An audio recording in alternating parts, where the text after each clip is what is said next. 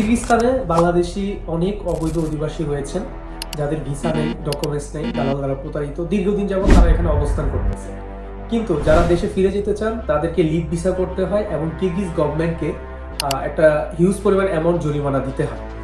যে যতদিন অবৈধ ছিলেন সেই দিন ভিত্তি করে তাদেরকে জরিমানা দিতে হতো। দেখা যায় এক বছরের জন্য 1,20,000 সোম, বাংলা টাকায় 1,60,000 টাকা জরিমানা দিতে হতো। কিন্তু কিরগিজ গভর্নমেন্ট মানবিক বিবেচনা করে 1 থেকে 31 জুলাই যে সকল অধিবাসী এখানে অবস্থান করতেছেন ইনলিগেল, যাদের ডকুমেন্টস নাই, তাদেরকে জরিমানা মওকুফ করেছে।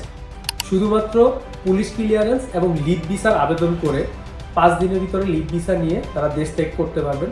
শুধুমাত্র তাদের খরচ হচ্ছে টিকিট কাটা। এখন এটার মাধ্যমে অনেক প্রবাসীর উপকার হয়েছে এবং ক্ষতি হয়েছে। অনেকে বলতেছেন যে আমরা এসেছি মাত্র 1 বছর হয়েছে, আমরা অনেক টাকা দেনা করে এসেছি, আমরা দেনা শোধ করতে পারতেছি না, তাদের অভিযোগ এটা। আর অনেকে বলতেছে অনেকের জন্য উপকার হয়েছে যারা দীর্ঘদিন যাবত অবস্থান করতেছে, 2 বছর 3 বছর। এখন তারা যদি প্রোটোকল বা ওই জরিমানা দিতে যান তাহলে 4 লক্ষ 5 লক্ষ টাকা জরিমানা চলে আসে, তাদের জন্য অনেক সুবিধা হয়েছে। তাই আমরা চাই বিশ্বের যে কোনো দেশে বাংলাদেশি অধিবাসী যারা আছেন তারা যেন লিগেলভাবে থাকতে পারেন এবং লিগেল ডকুমেন্টস দ্বারা আসতে পারেন।